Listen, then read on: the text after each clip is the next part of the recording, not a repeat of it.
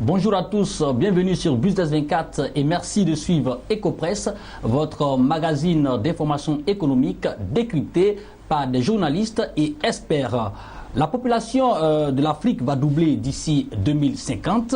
Le fait est connu. Ce qu'il est moins, c'est que 30% des Africains souhaitent quitter leur endroit où ils vivent pour gagner des espaces qui leur offriront les services et infrastructures qu'ils ne trouvent pas près de chez eux, d'où la crise de l'immigration et l'exode rural. L'une des solutions, peut-être la meilleure, on en parle, est l'entrepreneuriat. Comment la promouvoir ? Que faire pour inciter la jeunesse du continent à saisir les opportunités sur place? Pour en parler, je reçois deux experts. Souleymane Saladogo, bonjour. Bonjour, M. Quadio.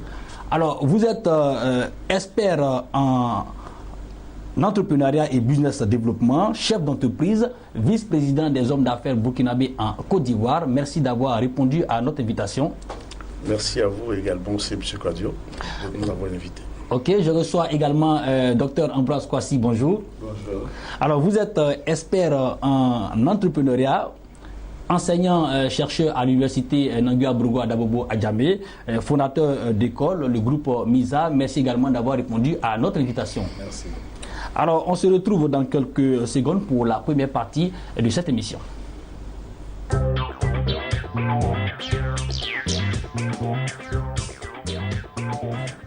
Alors, retour sur ce plateau, on l'indiquait tout à l'heure, en 2050, la population du continent va doubler. Quelques chiffres, 400 millions de personnes supplémentaires vont donc gonfler leur ville au cours des 3 prochaines décennies. Alors, tout, loin s'en faut, ne pourront pas trouver l'emploi en ville. Alors, docteur Kwasi, la solution? C'est l'entrepreneuriat. Je pense que l'État ne peut plus tout faire. Donc, l'une des solutions proposées, c'est l'entrepreneuriat, qui est un domaine très vaste. Je pense que c'est une solution pour lutter contre le chômage et aussi créer des emplois. Faut-il définir l'entrepreneuriat? Nous allons donc y revenir. Alors, Souleymane Saladogo, tout le monde semble s'accorder là-dessus. Les pouvoirs publics, j'allais dire la fonction publique ne peut pas absorber tout le monde, le secteur privé formel non plus. Alors, comme Dr Kwasi l'a dit, vous êtes aussi d'accord pour l'entrepreneuriat comme solution? Je vous dirais également que je vais dans le même sens que Dr Kwasi, parce que je suis moi-même le fruit de l'entrepreneuriat. Parce que l'État et même le secteur privé n'ont pas cette capacité d'absorber le taux d'étudiants qui sortent de nos universités et grandes écoles. Donc l'auto-emploi devient en quelque sorte la solution ultime pour tout un chacun d'entre nous. Alors, donc, tout le monde est d'accord là-dessus, l'entrepreneuriat. Alors, qu'est-ce que c'est? Docteur Kwasi, on fait un peu de pédagogie. Oui, on va pas rentrer dans les considérations trop théoriques avec les Charpenter, les Beyoncé, tout ça. Ni simplement que l'entrepreneuriat vient du mot entrepreneur, qui tisse à la suite du mot entreprise. Or, l'entreprise, c'est quoi? C'est toute une unité légale qui dispose de certaines autonomies de décision, qui produit des biens et des services et dont la finalité est le profit. Mais, la vie est un environnement incertain, l'environnement politique, culturel, économique, social, écologique, géographique, démographique, spirituel, informatique, technologique. Dès lors, l'entrepreneuriat, sinon l'entrepreneur, c'est celui qui prend le risque calculé de créer une entreprise tout en étant innovant et prudent. Voilà un peu une définition simple que je peux donner de l'entrepreneuriat. Donc, c'est le fait de créer sa propre entreprise, d'être son propre chef tout en étant innovant et prudent. Alors, seulement Saladogo, le fait de créer son entreprise, mais on constate généralement deux types d'entrepreneurs. Ceux qui ont dès le bas âge l'esprit d'entreprendre, ils veulent, n'est-ce pas, combler un besoin, ils veulent donc proposer quelque chose. Et certains, par faute de moyens, sinon des difficultés de la vie, le fait d'être au chômage pendant des années, ils deviennent forcément entrepreneurs. Alors, comment ces personnes qui veulent entreprendre doivent se lancer dans les affaires et quelle aptitude avoir? Comme vous l'avez si bien dit, le thème entrepreneur vient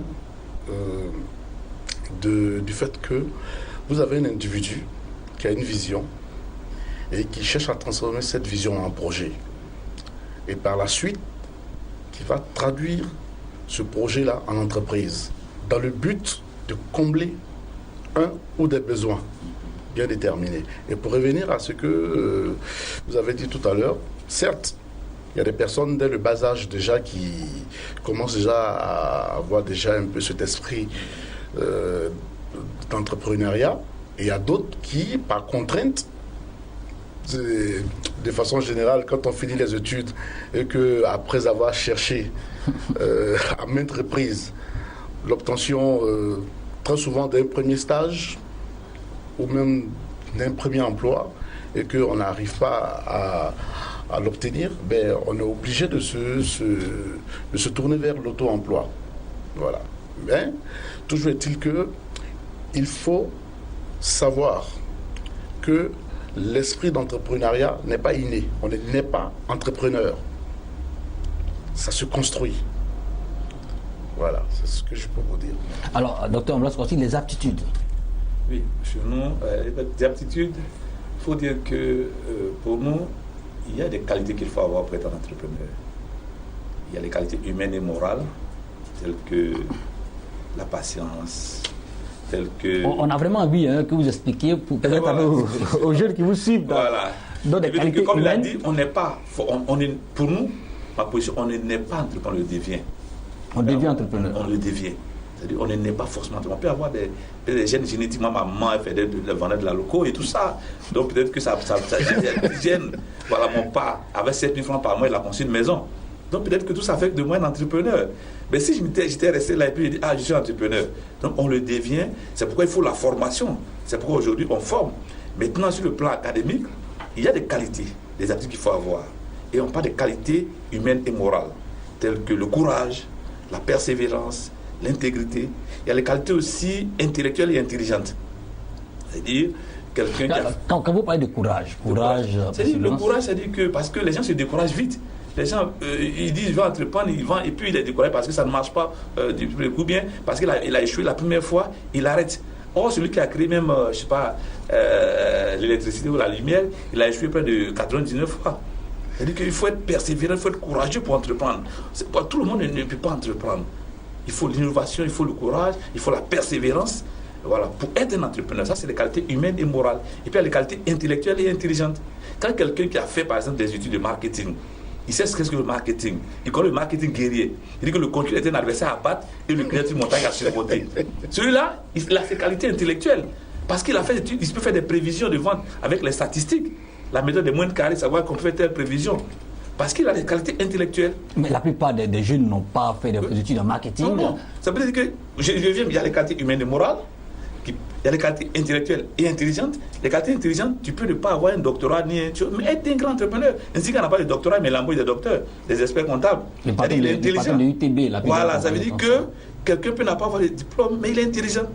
Là, j'ai un petit frère qui n'a pas fait de grandes études, mais il s'en sort des choses parce qu'il est intelligent. Donc il y a l'intelligence naturelle. Et puis il y a les qualités relationnelles. C'est-à-dire que le savoir-vivre, tout ça tout ça. Comment voilà. C'est-à-dire relationnel de façon pratique. Avec les supérieurs, par exemple, ça va se comparer avec les supérieurs, quelqu'un qui sait respecter les grandes personnes. J'ai un exemple, un monsieur était banquier et il y a un jeune ingénieur financier qui est dans le quartier. Et quand le monsieur ingénieur, il s'est dit, je vais le saluer chaque fois, aller prendre son sac. Donc quand le monsieur vient, il va prendre le sac du monsieur. Toutes les filles me disent, tu fais quoi? Il dit, non, j'ai fait mon UMBT, je suis ingénieur financier. Une semaine après, il est entré à la banque. Parce qu'il a su les qualités relationnelles. Il y a les qualités avec même les subordonnés, avec les homologues, il y a tout ça. Donc voyez, je retiens les trois, les qualités humaines et morales qu'on peut développer autant, les qualités intellectuelles et intelligentes, et puis les qualités relationnelles. Ce sont les aptitudes que doit avoir un entrepreneur. Ok, seulement ça va de go, les aptitudes. Ben bon, pour rajouter sur ce que Dr Kouassi a dit, moi je dirais que pour être un entrepreneur, il faut avoir quelqu'un qui a le goût du risque. Voilà. Parce que entreprendre, c'est avoir le goût du risque, c'est prendre un risque. Et vous n'êtes pas sans ignorer que depuis des années, on a tous été éduqués et on a tous grandi dans une certaine zone de confort qui est de, après les études, guider vers la fonction publique. Voilà, d'aller vers la fonction publique où, comment dirais-je, chaque fin de mois, on a le virement à partir du 25 déjà qui est déjà positionné. Bon, on n'a pas d'efforts à fournir. Voilà. Alors que là, être un entrepreneur, c'est accepter de quitter cette zone de confort et se retrouver un peu comme Dr Kwasi a dit, dans la jungle, se battre. Et se battre avec un certain nombre d'atouts intrinsèques et personnels, tels que les différentes qualités qu'il a citées tout à l'heure, pour réussir chaque fin de mois à obtenir ce que c'est votre propre virement. Voilà. Au lieu que ce soit le virement de l'État qui atterrit dans votre compte, mais c'est vous-même qui suscitez, qui créez votre propre richesse. Je veux des exemples concrets, n'est-ce pas, de qualité, des cas concrets pour que les jeunes qui nous regardent aussi puissent peut-être avoir des exemples pour être mieux inspirés. Ben, d'abord, la toute première des qualités, moi je dirais que c'est la volonté. Il faut avoir la volonté, il faut avoir le courage et il faut être persévérant parce qu'il va arriver des moments de doute. Il va y avoir des moments de doute. Je suis moi-même plus produit de l'entrepreneuriat. Ben, il y a des moments où on est là et puis puisque là, quand la fin du mois s'approche, on commence déjà, on voit, il y a des, comment dirais-je, les factures sont là. Vous avez même le loyer de votre bureau, vous avez l'électricité, l'eau, vous avez le personnel. Et de l'autre côté, les entrées commencent à être hypothétiques. Et souvent, vous avez aussi affaire au déficit. Hein, tout à fait. Quand vous commencez, voilà, donc, comment les gérer? Il faut vraiment s'armer de courage et de persévérance parce qu'il va y avoir des moments de vache maigre, comme on le dit, mais il faut pouvoir s'accrocher. Être, comme je le dis encore, le thème au risque de me répéter à chaque fois, mais il faut être persévérant. Il faut être persévérant, il faut s'accrocher. Car au bout de cette persévérance-là, viendra le gain du profit. Alors, je reste avec vous. Alors, pour entreprendre, bien évidemment, on ne se lance pas dans le vide. Il faut, on doit aller de quelque chose. Vous parlez de l'idée. Je vous demande comment, par exemple, naît l'idée d'entreprendre ou de se lancer dans un business. Pour entreprendre, comme tout à l'heure je le disais, l'entrepreneuriat naît part de l'idée de chercher à combler un besoin. Voilà. Et ces besoins-là, on peut retrouver ce besoin-là à plusieurs niveaux. Ça peut être dans votre environnement de travail, ça peut être au marché même, dans un restaurant, lors d'une cérémonie, et vous vous rendez compte qu'il y a une insuffisance à ce niveau-là. Ça peut être même chez vous à la maison ou dans votre quartier. Bon, je disais comme ça à quelqu'un hier lors d'un rendez-vous que j'avais, comment dirais-je, le gaz qui était fini chez moi et j'ai reçu un coup de fil. J'ai appelé quelqu'un qui est dans le quartier mais qui livre directement ce gaz à domicile. Donc il allait faire la livraison avant même que j'arrive. Voilà. Donc tout ça, c'est tout un ensemble d'éléments qu'il faut déjà essayer de mûrir, de voir si effectivement la vision qu'on a peut véritablement répondre aux besoins de notre cible. Ça peut être la population du quartier, ça peut être vos collègues au bureau. Peut-être certainement, je vous donne une idée, par exemple, si vos collègues au bureau, pour manger à midi, sont obligés de faire des kilomètres pour aller manger, mais du coup, vous avez un potentiel marché là. Si vous vous retrouvez à faire de la nourriture que vous livrez au bureau, vos collègues n'auront plus besoin de faire des kilomètres. Donc là, vous avez eu une idée qui vient combler un besoin bien déterminé. Voilà. Donc, bon, allez-y. Ok. Je vais renchérir un peu sur le plan académique. Lorsque nous enseignons comment on a l'idée, il y a 3 éléments importants. Il y a l'observation. Il faut observer autour de soi ce qu'on peut faire pour combler ce besoin. Il y a aussi la synergie. La synergie, c'est de créer entre 2 entités. Comme cette femme qui est à la rue du commerce, qui vendait des pagnes et qui a compris qu'il fallait qu'elle vende la loco à l'huile rouge. Donc, elle crée une synergie. Comme ce jeune dans mon quartier à Coco d'Ival Doyen, Mermoz, qui est étudiant en histoire qui a compris, dans le quartier, il a commencé à vendre du bonbon. Après la chute du jus, aujourd'hui, il a une boutique style mauritanienne. Ça, c'est des synergies qu'il faut créer. Donc, il faut inviter. Synergie, c'est-à-dire plusieurs secteurs d'activité. Voilà, c'est-à-dire qu'on crée une synergie. Même un étudiant, par exemple, qui vient à l'école, comme j'enseigne un jour, une étudiante qui est venue, elle a commencé à vendre des biscuits. Elle a compris le coût de l'entrepreneuriat, elle a commencé à vendre, elle vient avec son petit sac, elle vend. Il faut créer des synergies dans ce sens-là. Troisième élément, c'est l'intuition ou la révélation. Nous, les Africains, nous croyons que c'est les Blancs qui doivent toujours fabriquer, qui doivent concevoir. Voilà, surtout les chrétiens évangéliques, ils vont dire, oh, Dieu agit. C'est vrai, mais leur révélation, c'est lorsqu'ils se marient. Oh, je prie, Dieu m'a donné la révélation du mariage. Mais non pas avoir la révélation de créer, de concevoir. Moi, je prie Dieu pour me donner la révélation de concevoir. C'est ça. C'est-à-dire que Dieu peut nous donner la révélation, la connaissance pour entreprendre. Voilà comment vous voyez que non, Dieu peut agir dans le domaine de l'idée. Il peut avoir les éléments qui nous entourent peuvent nous permettre de créer une synergie pour créer. Et puis aussi, il y a l'observation. Il faut observer. Moi, je vais des fois à Djamé pour voir. Je vais dans les rues, je vois qu'est-ce qu'on peut faire. Ça fait qu'un jour, il y a un monsieur qui m'a dit, j'étais parrain d'un mariage, il voulait un gâteau de 250 000. Comme je suis dans le circuit des choses, je n'ai rien fait. J'ai pris un compte plaqué, j'ai fabriqué un truc de 7 étages, avec 20 000 francs, j'ai pu faire un gâteau de 20 000 francs, un gâteau de 20 000 francs. Parce que je vais dans le coin, je vois, j'observe tout ce qui se passe. Ouais, non?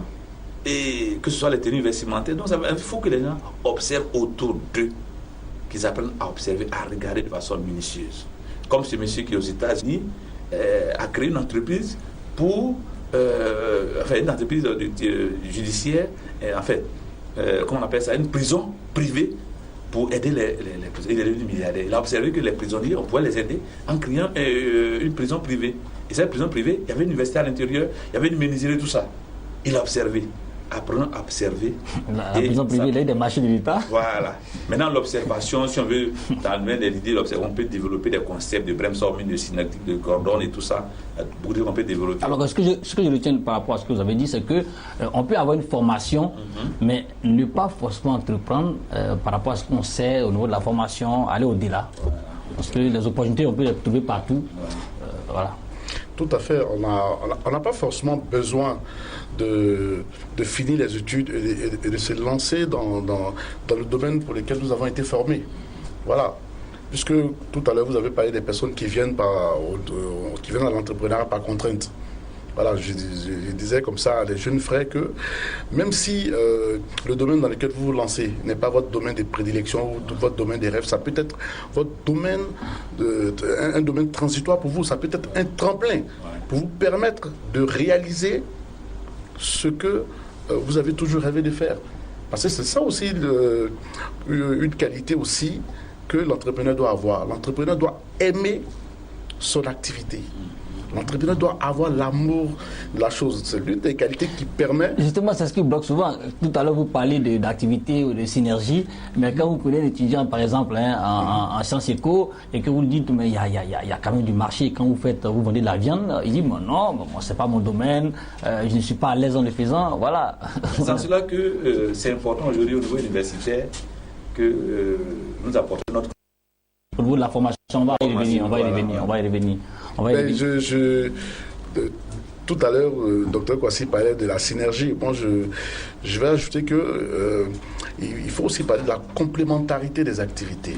Ouais, de nos jours, lorsque vous parcourez un peu nos différentes capitales, en Afrique ici, vous allez trouver des endroits qu'on appelle communément des maquis, qui sont des endroits où les gens se retrouvent généralement pour prendre un petit pot.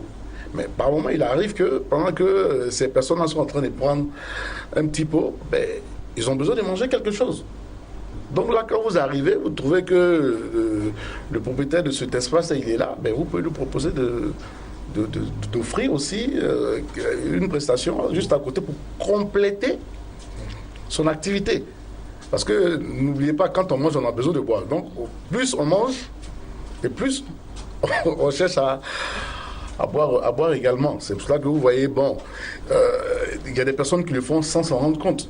Mais aujourd'hui, quand vous voyez un maquis, vous allez voir juste à côté, il y a une bonne dame qui est là, un monsieur qui est là, qui fait de la viande, la dame fait du poisson, tout ça. Et ces activités-là sont en synergie, comme Dr Kwasi le disait. Ce sont des activités qui se complètent. C'est-à-dire chacun a sa part du gâteau, comme on le dit. Et personne n'est lésé dans cette affaire. Alors, donc, vous me dites qu'au niveau sous nos tropiques, les opportunités sont multiples. Les opportunités sont multiples. Il faut pouvoir les repérer. Et pour les repérer, il faut bien observer notre environnement. Comme je dis, ça se fait à tous les niveaux. À tous les niveaux, il faut vraiment être, comment dirais-je, assez attentif. Attentif, observer, écouter, échanger avec notre environnement, avec ceux qui composent notre environnement. Et par là, les idées vont venir. Et vous allez faire le tri aussi des idées, parce que ce ne sont pas toutes les idées qui viennent, qui sont bonnes à exploiter. Hein. Alors, ok, on va juste au docteur Kwasi. C'est quelque chose de très important. Il y a 2 cas. Moi, j'ai vécu 2 cas. J'ai une étape, on a ping-pong. J'arrive, les entraîneurs me demandent chaque fois. Je dis, mais monsieur, en Chine, les gens sont millionnaires avec nous. On y a 10 000 emplois de tennis de table. Ici, la raquette là, la raquette de 50 000. La table, vous nous avons le bois ici. Fabriquer. On peut créer les tables de tennis. On ne peut pas fabriquer les tables de tennis. Ça n'a jamais marché. Dans ce cas, quand on vient, on voit bien qu'elle est là, elle dit, faire les tables, faire les raquettes. Ça, c'est dès qu'on peut partir à l'école, on peut créer ça, on peut vivre. Et au Nigeria, là, ça. Et maintenant, à l'université, je donne le haut d'entrepreneur, sans 3 les chiffres. Je lui ai dit, la balle de tennis fait 1100 francs. Alors qu'on l'a fabriqué. Donc, je lui donne cette année, mais je donne comme fabrication de tennis, de table, dans le caoutchouc, fabrique table, les bases. Un sujet. Donc, ils peuvent, à partir de ce cours d'entrepreneur, je les motive, je les qu'on peut fabriquer des ou la chimie, les alcanes, si nous faites ça. Pourquoi? On peut faire, à partir de la chimie, avec les machines, fabriquer les balles de tennis, créer de l'emploi. Ok. Alors, docteur, je reste avec vous. C'est vrai, on a donné des aptitudes pour être entrepreneur. Comment naît l'idée? Habituellement, vous parlez de plan d'affaires, business plan pour ceux qui veulent entendre. Qu'est-ce que c'est et quels sont ces comptes? Généralement, dans le cours que nous donnons, il y a les fondements, c'est ce dont on parle, les fondements, comment naît l'idée de l'opération, motivation, le profil, les causes. Le deuxième important, c'est le plan d'affaires. C'est donc ce qu'elle prend en compte cette dimension, la dimension managériale, la dimension marketing, la dimension financière, la dimension du public. En fait, quand un business plan, c'est donc un document de synthèse qui est précis, clair, qui regroupe tous les importants projets de votre idée.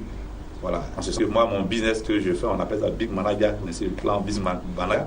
C'est le premier élément, c'est les précieuses présentation du projet. Qui est le promoteur et c'est quoi son projet? La présentation du promoteur du projet. On peut développer, hein, si on avait le temps. Deuxième élément, c'est l'étude technique. Quels sont les moyens matériels à mettre en œuvre pour réaliser vos moyens matériels? C'est-à-dire que l'investissement et tout ça. Un exemple, les tables. Les tables, vous voulez créer une école, il y a les tables, il faut construire, il faut des auteurs, c'est l'investissement. Okay. Et troisième élément, c'est la structure et l'organisation. En fait, c'est l'aspect managérial. Comment est le projet? Donc, on va sortir l'organigramme et tout ça. Qui gère le projet? C'est très important. Le quatrième élément, c'est le plan marketing. Là, c'est important. Quand le plan marketing, il y a 3 éléments. Les produits et services. Quels sont les produits et services? Deuxièmement, c'est l'étude du marché. On étudie le marché, on prend toutes ces composantes, la demande, l'offre et la concurrence. Et puis, 3 éléments de marketing, c'est stratégie de marché. La politique de produit, la politique de prix, la politique de distribution, la communication. On appelle ça le marketing mix. 3 éléments du plan marketing. C'est pourquoi je dis que le marketing est très important. Il n'y a que le marketing vient de l'anglais. Marché, c'est une dynamique commerciale marché. C'est la recherche de la satisfaction du consommateur et en retour être satisfait pour un bon produit à un psychologie qui rend les deux petits de l'air disponible. Donc, vous voyez que le plan marketing passe à l'étude financière. Donc, l'étude financière, c'est pour voir la rentabilité de votre projet. Cette rentabilité passe par des éléments importants tels que les recettes, le chiffre d'affaires, les charges. Et puis, on va à un premier élément de rentabilité, c'est le compte d'exploitation prévisionnel. Et puis, on va à deuxième élément, compte d'exploitation prévisionnel, c'est-à-dire où on ressort un peu les éléments, le cash flow, tout ça. Et ça, c'est les comptables. Ce qu'on parle lors des premières années. Voilà, oui. On peut faire sur 3 ans, sur 5 ans, sur 10 ans, tout dépend. Et puis, on va dans des éléments techniques, tels que les vannes, les récupération, les ratios. Okay. Ça, c'est un peu technique, c'est un peu financier. Donc, vous voyez que donc, je reprends que le business plan d'affaires, est un document de synthèse qui regroupe 5 grands éléments. Mais je vous dis qu'il n'y a pas de canevas type. Il y a le canevas de Kanga Barou, le premier qui a écrit. Il y a le canevas de la Banque mondiale, SFI, qui utilise actuellement le gouvernement ivoirien. Moi, il y a mon canevas Big Manager qui enseigne. C'est ce que j'ai reproduit là. La présentation du projet, l'étude technique, la chaîne d'organisation, le plan marketing financier. Okay. Mon assistant aussi qui est là à côté de moi, qui est venu m'assister, il a son plan. Mais il y a une cohérence, c'est de voir est-ce que l'idée est bonne, est-ce que l'idée est rentable pour toi et pour le bailleur de fonds, pour qu'il puisse financer. L'importance du plan d'affaires, du business plan. Je dirais que l'importance est capital. Il est capital dans le sens que lorsqu'on se met à rédiger ce qu'on appelle un business plan, ça c'est un thème un peu anglo-saxon, en termes francophones on parlerait plus de faisabilité. Voilà. Lorsqu'on se met dans cette, ça veut dire qu'on a l'intention dans ce document-là, à une structure, à une institution, à une personne même, que cette personne puisse mettre à notre disposition des ressources financières pour nous permettre de réaliser une vision qu'on a muée en projet et qui va se transformer en entreprise. Donc, il faut mettre un accent assez rigoureux dans la rédaction de ce document-là. Je ne vais pas rentrer peut-être dans les détails parce que docteur, s'il a la CND, je vois qu'il a vraiment les qualités d'un enseignant, ça il a déroulé ce volet-là, mais plutôt insister sur quelques aspects techniques, tels que la présentation du promoteur, par exemple. Il est très important que le promoteur vraiment ait les compétences requises pour pouvoir mener à bien ce projet. Comme tout à l'heure je le disais, c'est pas obligé qu'il soit du domaine, mais il faudrait quand même qu'il possède des compétences intellectuelles, des compétences humaines qui vont lui permettre de pouvoir mener à bien ce projet-là. Parce que, bien entendu, il va, sans dire qu'il va s'entourer d'une équipe, mais il faudrait lui-même, il ait des aptitudes managériales qui lui permettent de diriger cette équipe-là pour lui permettre de tenir le profit qu'il est en train de chercher en mettant en place son activité. Donc il y a ce volet, il y a le volet commercial aussi qui est assez crucial, l'étude commerciale. Toi, le docteur parlait de l'étude de marché, mais il ne faut pas créer une activité, Il faut créer une activité qui va être une activité rentable. Voilà. C'est très, très, très, très important. Donc il faut prendre le temps d'étudier toutes les différentes contraintes de votre activité. Si c'est une activité saisonnière, si c'est une activité hebdomadaire, si c'est une activité mensuelle ou une activité annuelle, il faut prendre le temps de pouvoir voir un peu tous ces différents contraintes. C'est une activité qui nécessite que les approvisionnements auprès des fournisseurs puissent se faire une fois dans l'année, une fois par mois. Tout ça, il faut pouvoir essayer de maîtriser tous ces différents aspects d'abord avant de se lancer dans quoi que ce soit. Parce que il ne faut pas ignorer que le but principal, c'est la création de richesses. En d'autres termes, la création de profit. Alors comment je vous écoute, effectivement, le business plan, c'est toute une démarche.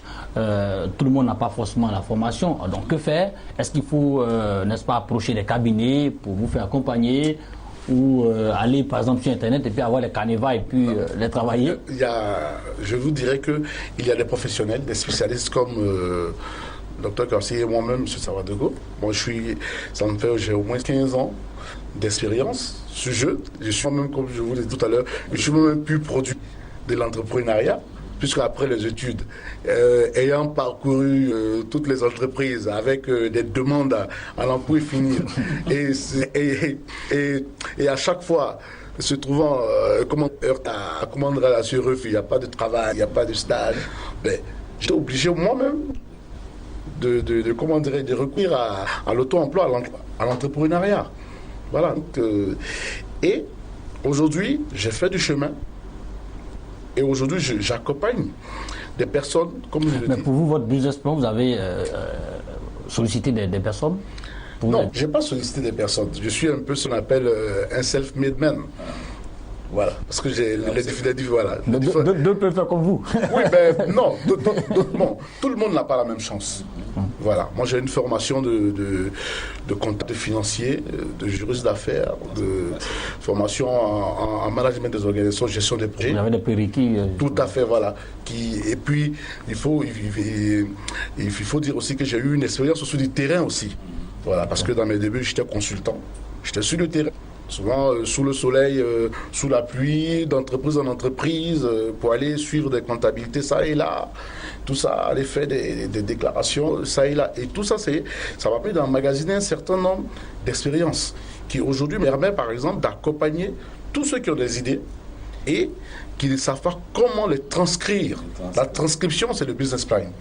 Donc, pour quelqu'un par exemple qui n'est pas parti à l'école, mais qui a une idée, superbe idée, cette personne-là peut approcher un expert comme nous autres pour l'accompagner. Non seulement on va prendre le temps de l'écouter et de transcrire même si c'est dans son patois qu'il parle, nous allons transcrire ces en un business plan.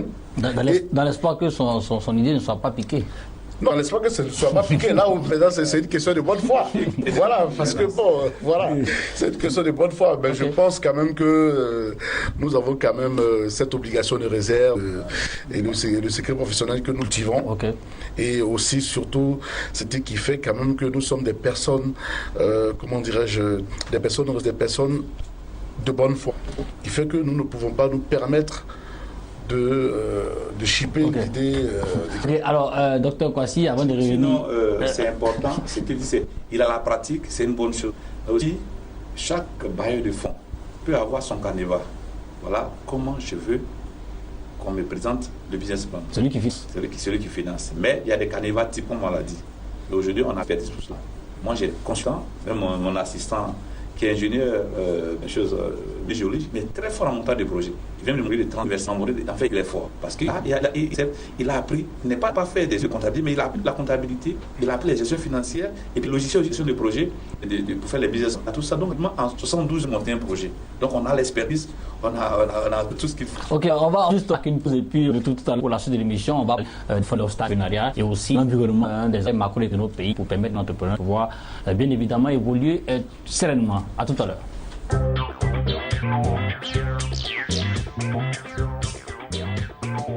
Alors on se retrouve pour la suite de cette émission. On parle d'entrepreneuriat, la voie idéale pour les jeunes Africains pour pouvoir s'en sortir, pour pouvoir, n'est-ce pas, la voie idéale de nos pays, pour pouvoir résoudre l'épineuse question du chômage. Docteur Kwasi, on parlait de l'entrepreneur, comme est l'idée, quelle aptitude avoir. Nous parlons tout à l'heure le plan d'affaires.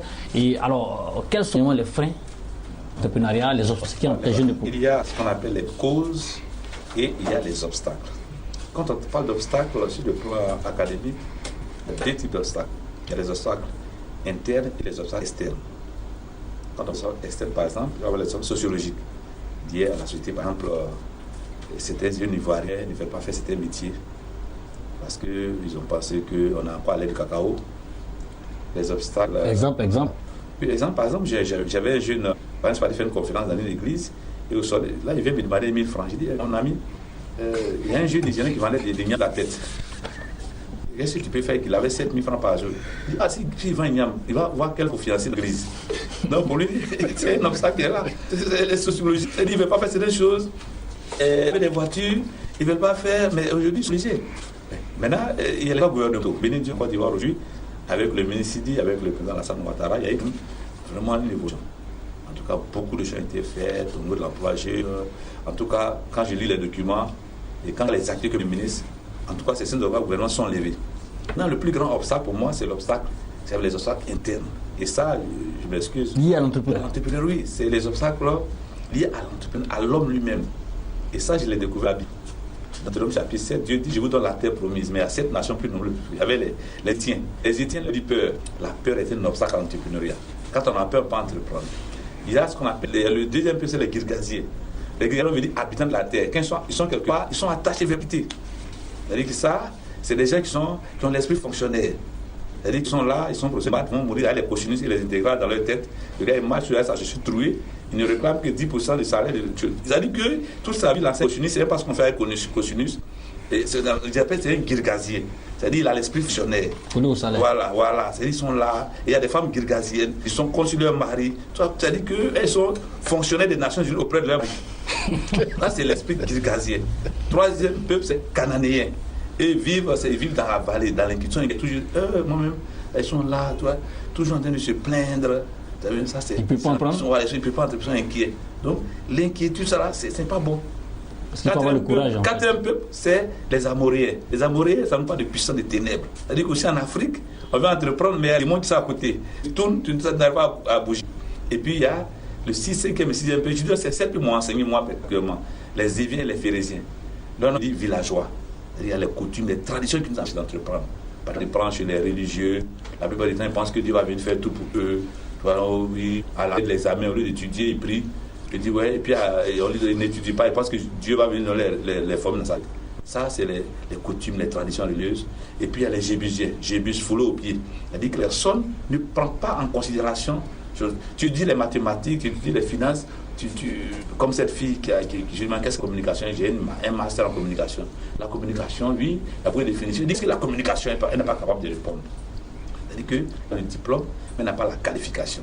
Voilà un peu quelques oracles internes et externes que je peux développer. Le praticien, lui qui est dans la pratique, lui, il va donner les pratiques. À la suite de Dr Kwasi, je dirais que les différents obstacles à l'entreprise, bon, je dirais que c'est de façon générale en Afrique. On ne va pas seulement prendre le cas seulement de la Côte d'Ivoire, puisque nos différents pays ont tous les mêmes points communs. Donc je dirais d'abord que de façon générale, on parle toujours du premier élément dont on parle, quand on parle des obstacles à l'entrepreneuriat, on parle du manque de financement. Du manque de financement, de l'insuffisance de financement pour soutenir l'entrepreneuriat. Mais à la suite de ça, je vous parlerai plutôt du manque de compétences. Parce qu'une chose est de pouvoir mettre ressources à la position d'un individu pour mettre en place un projet, mais une autre chose est de pouvoir être assuré et avoir cette assurance que cet individu a les compétences requises pour gérer cette ressource qu'il a en sa possession. Si vous prenez quelqu'un qui a des compétences, à qui vous donnez 10 millions pour monter une aire, par exemple, je dirais, par exemple, un pays, par exemple. C'est quelqu'un qui n'aime pas du tout les boulets. Mais il va sentir qu'il ne va pas du tout se concentrer sur l'activité. Voilà, il ne va pas se concentrer sur l'activité. Il va sentir que cette activité va être, j'appelle communément un peu, une activité qui sera, comment dirais-je, considérée comme mornée. Est-ce que vous voyez un peu? Voilà. Mais par contre, si vous prenez quelqu'un qui aime l'élevage, et qui a peut-être certainement, comme le Dr Kwasi disait, qui a grandi un peu dans ce domaine-là, c'est un avantage pour cette personne-là. Voilà. Ou bien qui a même fait des études, parce qu'au jour d'aujourd'hui, nous avons des formations comment dirais, dans ces différents domaines, que ce soit au niveau de l'agriculture, ou bien au niveau de comment dirais-je, du bâtiment, de l'hôtellerie. Vous prenez ces différentes personnes-là qui ont ces profils-là et vous leur confiez des ressources pour gérer ce type de projet-là. Vous êtes sûr, en tout cas pas peut-être à 100%, mais vous êtes sûr déjà qu'à plus de 50% déjà cette personne-là sera mener à bien ce projet-là. Et par la suite, comme tout à l'heure le Dr Kwasi parlait de l'aspect sociologique. Effectivement, aujourd'hui, il y a ce qu'on appelle l'absence d'encouragement autour de l'individu. C'est-à-dire aujourd'hui, par exemple, bon, vous êtes avec des amis, tout ça, vous vous démarquez, vous vous dites, bon d'accord, je vais mener telle activité. Les gens, ah mais toi aussi, attends. Tu as fait des études. Tu as fait des études, toi aussi, tu as une maîtrise, tu as un master, attends, tu vas aller vendre Garba. Hein, ou bien, attends. Oui, c'est du poisson, tu vas aller vendre, ou bien c'est une cabine, tu vas aller faire. Vous voyez un peu. Mais il ne faut pas écouter ceux qui vous découragent. Parce que hier, comme ça, j'étais en train de lire un peu un article où il y a un monsieur qui travaillait. Il avait 30 000 francs comme salaire par mois. Et du coup, son patron retranchait sur les 30 000 francs, même pas le SMIC, même. Hein. L'ancien SMIC. Voilà, même pas l'ancien SMIC. Voilà, donc son patron lui retranchait au fur et à mesure, comment dirais-je, de l'argent sur son salaire lorsqu'il était absent. Jusqu'au jour où son patron lui remet 7 000 francs parce qu'après avoir retranché tous ses périodes d'absence, c'est 7 ans qui lui étaient restés. Mais il a pris ces 7 000 francs et il a décidé d'arrêter de travailler. Et ces 7 000 francs, il a récupéré, il a acheté un fourneau, il a acheté une casserole, il a acheté un peu de café, du charbon, et il a commencé à faire du café, puisqu'il était, là où il travaillait, c'était à côté d'un marché. Il a commencé à faire du café, les cafés à 100 francs, et il partait fournir le café aux commerçants au niveau de leurs étals. Et progressivement, il a commencé à mettre de l'argent de côté. Et de là, il a fait vous voyez maintenant, on a des charrettes, des pousse-pousse qui vendent le café. Là. Il a fait un tout premier. Ensuite, un second. Jusqu'au jour d'aujourd'hui, par exemple, il en a 10. Et il a 10 personnes qui travaillent pour lui. Oui. Et ces 10 personnes-là viennent lui verser de l'argent chaque jour. Donc vous voyez un peu. Voilà. Donc il y a un peu tous ces différents éléments-là. Et pour terminer un peu, je parlerai aussi du faible niveau d'éducation à l'entrepreneuriat. Ouais. Bon, Oui, voilà. Justement, on va en parler, puisque tout à l'heure le docteur Ambroise parlait de formation. Justement, la jeunesse, j'allais dire la génération de 90 à 2000 au niveau de l'Afrique n'a pas connu, n'est-ce pas, cette discipline d'entrepreneuriat dans l'enseignement. Aujourd'hui, on en parle de plus en plus, mais est-ce que ce ne serait pas vraiment judicieux, opportun, n'est-ce pas, de l'intégrer dans notre système de base scolaire, docteur Ambroise Kwasi? Il faut le dire. D'abord, je reviens un peu sur un élément important sur les frais. Nous faisons la différence entre freins et causes. Et quand on parle des causes liées aux échecs d'entreprise, il y a les causes liées à l'individu. On peut citer une pléthore d'éléments tels que l'incompétence et tout ça. Et puis les causes liées à l'entreprise. Or, l'entreprise a 4 fonctions. La fonction production. Production, tu produis, tu fais de la loco, ce n'est pas bon, les gens ne mangeront pas. Il y a les causes liées à la gestion des ressources humaines. Tu prends un maçon pour être ton trésorier, tu vas recevoir des briques. Il y a les causes liées à la fonction financière. Voilà, tu as une chose, tu n'as pas l'argent, ça ne marchera pas. Ouais. Voilà. Et puis il y a les causes liées à la communication, au marketing. Tu crées la plus grande pharmacie de Côte d'Ivoire aux zoo, dans la forêt. On ne sait pas, ça ne marchera pas. Et donc, ça, maintenant, quant à la formation, c'est ça qui est important. Nous, aujourd'hui, au niveau de l'université d'Angers, je tiens à remercier l'université d'Angers à Brogbia. On m'a donné 2 cours en 2000, gestion d'entreprise et puis production. Et ces cours d'évolution de la pensée managériale, j'ai récité tout ça là. Je me suis dit, mais pourquoi ne pas? J'ai vu dans le cours qu'il y avait savoir entreprendre. C'est comme ça que j'ai institué, j'ai commencé à mettre l'accent. J'ai dit 80% de mon dossier l'entrepreneuriat. Et les doyens m'ont suivi. Et aujourd'hui, nous sommes la première grande école, l'université qui va enseigner l'entrepreneuriat. Aujourd'hui, PG m'a suivi. À l'université à Bobo-Djamé. À Brogbia. Aujourd'hui, dans nos filières, avec le doyen à créer, nous allons initier l'entrepreneuriat comme matière fondamentale. Au niveau de l'université, dans toutes les filières. Toutes les filières, on enseigne l'entrepreneuriat. Et je vais l'adapter selon, si c'est chimie, je vais faire l'entrepreneuriat lié par rapport à la chimie. Aujourd'hui, en faculté de pharmacie, on m'a fait appel pour enseigner l'entrepreneuriat. Ça, c'est le niveau universitaire, c'est déjà structuré, nous sommes en train de travailler. Mais on peut aller en bas, au niveau du lycée, l'exemple de Sainte-Marie. Au niveau maintenant de l'école primaire, on peut prendre l'exemple du Ghana, où l'enfant à l'école primaire apprend un métier. Sans connaître les calculs, on lui fait apprendre un métier. Donc voilà comment nous sommes en train de travailler sur ça avec mon équipe. Comment enseigner l'entrepreneuriat. Au primaire, il y a des recherches qui doivent être faites là-dessus. Au lycée, l'exemple de Sainte-Marie peut nous être utile. Et puis au niveau supérieur, comme je l'ai fait depuis longtemps, aujourd'hui, on fait la différence entre l'entrepreneuriat et la gestion de projet. Mais les prérequis, il faut avoir des notions en maths financières et en comptabilité. La comptabilité est très importante. Donc si on veut enseigner l'entrepreneuriat, il faut déjà qu'on enseigne la comptabilité. Que ce soit une matière fondamentale. Et je pense qu'avec ça, on pourra aller loin. Mais on a besoin des aînés, des grands financiers. Je pense que c'est pas seulement une seule personne. Moi, manager, je ne suis rien. Je ne suis qu'une petite entité. Mais on a de grands chercheurs qui peuvent nous aider afin qu'on puisse implanter l'entrepreneuriat dans toutes nos filières. Alors l'idée est bonne, on espère que ça va suivre au niveau de la volonté étatique. Seulement ça va de go. Les pays anglophones, comme on le dit habituellement, les pays du monde anglophone au niveau de l'Afrique ont déjà l'esprit entrepreneurial parce que depuis la base c'est fait. Est-ce qu'à notre niveau, au niveau francophone, la Côte d'Ivoire, le Burkina, le Niger, le Togo, Bénin et autres, on ne pas intégrer, n'est-ce pas, ce volet-là dans la formation de base? Je crois qu'il est opportun.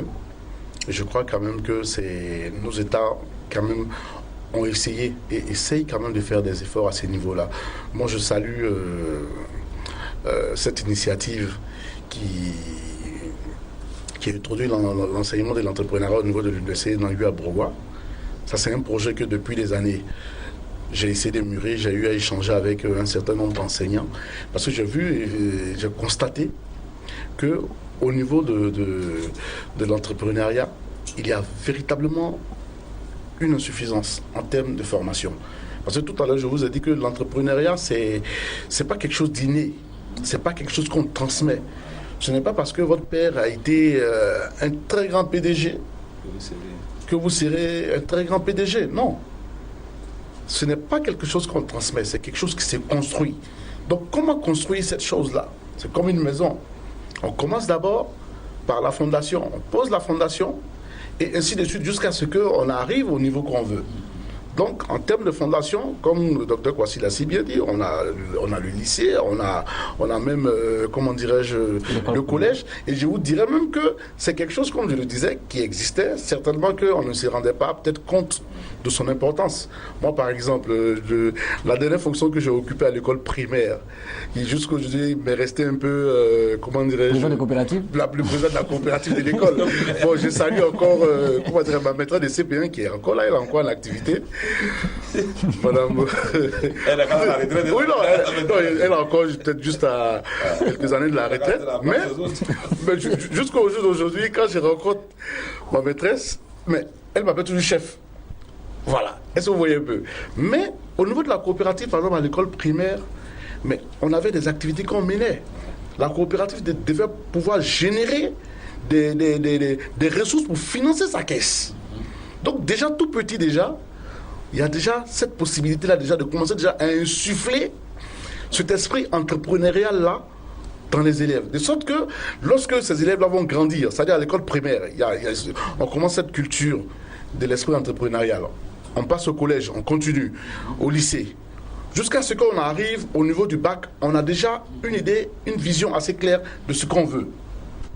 Et à l'université va se charger maintenant d'orienter chaque étudiant en fonction de sa vision. Si c'est quelqu'un qui a une vision, par exemple, pour devenir un entrepreneur dans le bâtiment, un entrepreneur dans le domaine financier, un entrepreneur dans le domaine des vivriers, l'université va se charger de guider chacun d'entre nous comme ça. Et là, chacun aura le temps de voir un peu. Est-ce que je peux foncer? On n'aura pas hésité. C'est-à-dire, on verra, maintenant on va trouver des personnes qui vont sans hésiter, qui n'auront même pas besoin qu'on les encourage d'abord même à se lancer dans les activités. Non. Ils savent déjà qu'est-ce qui les attend en se jetant à l'eau comme on le dit. Alors, je pense qu'on n'a vraiment pas assez de temps pour tripoter tous ces thèmes. On ne va pas terminer l'émission sans parler n'est-ce pas, de l'environnement de nos États, l'environnement des affaires. Est-ce que l'environnement des affaires est propice? On le dit, hein, au niveau de l'Afrique, quand vous voyez le classement Doing Business, l'Afrique a fait beaucoup d'efforts au niveau de la création d'entreprises. C'est maintenant souple, hein. En deux jours, 3 jours, on peut créer des entreprises. Oui. Mais le constat, c'est que combien d'entreprises arrivent à survivre après 2 ans?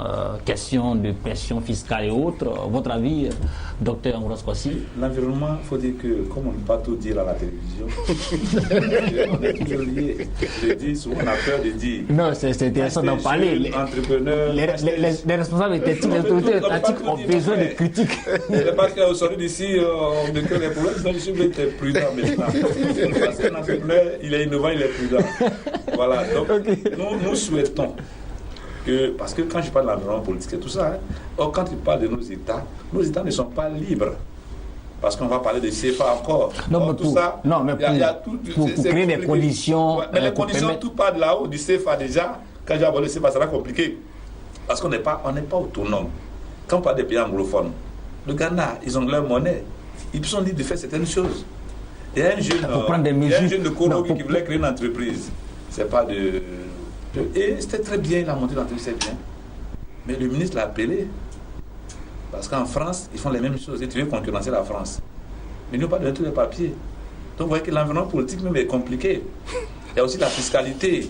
Il y a tellement de choses que ça, c'est un débat trop compliqué. Moi, j'évite ce débat-là. Il y a des mesures incitatives. Oui, on le fait ça, j'ai dit, la Côte d'Ivoire fait. En ce moment, on peut créer une entreprise de façon papier.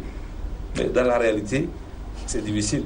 Elles ne sont pas fabriquées des voitures en Côte d'Ivoire. Et tous ces ingénieurs qu'on a fait. Au Nigeria, on fabrique des voitures. Il faut fabriquer. Est-ce qu'on ne peut pas fabriquer? Tu as fabriqué un vélo? Tu as fabriqué des vélos?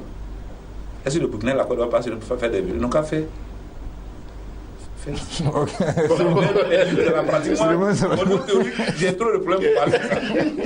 Voilà, donc comme dans la pratique. C'est bon, ça va des mesures incitatives. L'État a fait des efforts. Quand on prend l'exemple des pays de l'Afrique francophone, de notre sous-région, la Côte d'Ivoire, le Mali, le Burkina, le Bénin, dans le classement du business, ils font partie des pays réformateurs. La Côte d'Ivoire, ça est sorti, mais il y a eu des évolutions au niveau du Sénégal aussi, création d'entreprises aujourd'hui. c'est facile de créer une entreprise en Côte d'Ivoire. L'État a pris des mesures au niveau de la fiscalité pour permettre au moins, vous pouvez même donner ces mesures, il y a des exemples quand même. Oui, bon, je dirais que de façon générale, hein, dans la zone UEMOA, il y a eu vraiment, je dirais, considérablement de mesures pour améliorer l'environnement des affaires. Surtout, vous n'êtes pas sans ignorer qu'il y a cette zone qu'on appelle la zone OADA. Voilà. Vous voyez, à chaque fois, il y a des réformes. On essaye de voir dans quelle mesure, par exemple, améliorer les différents textes pour pouvoir favoriser, pour rendre favorable cet environnement des affaires. Et au niveau étatique, chaque État a essayé de faire des efforts pour mettre en place des mesures incitatives à l'investissement, des mesures incitatives à la création de nouvelles entreprises, parce que les États ont compris que c'est par la création de nouvelles entreprises qu'ils vont pouvoir, un tant soit peu, résorber un peu le problème du chômage, comme vous l'avez dit tout à l'heure. Donc, aujourd'hui, par exemple, que ce soit par exemple au niveau de la Côte d'Ivoire, qu'au niveau du Burkina Faso, que je connais très bien, vous pouvez créer votre entreprise en un temps vraiment de record, en 48, 72 heures. Oui, on est d'accord, mais quelles sont les mesures que les États ont prises pour... Oui, ben, il y a, je dirais par exemple, qu'il y a l'allègement, par exemple, pour les nouvelles entreprises qui se créent.